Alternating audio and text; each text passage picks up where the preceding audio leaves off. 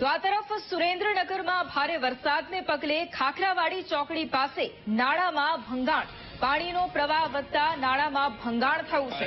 હાંગળ Surendranagar road પરનું નાળું બેસી ગયું છે। મુખ્ય રસ્તા પરનું નાળું ધોવાતા વાહન વ્યવહાર પણ ખોરવાયો છે। આ દ્રશ્યો પણ તેના સામે આવ્યા છે। જોકે આ ઘટનામાં સદનસીબે જાનહાનિ ટળી છે।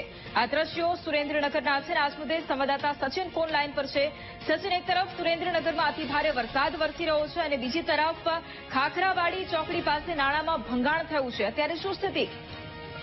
બીજો વાત કરવામાં નાળું બેસી જતા વાહન વ્યવહાર ખોરવાયો તેમજ આનમાં ભારે વરસાદના કારણે પાણીના પ્રવાહથી નાળું બેસી ગયું છે। કોઈ જાનહાનિ જી બિલકુલ, આભાર સચિન તમામ જાણકારી માટે।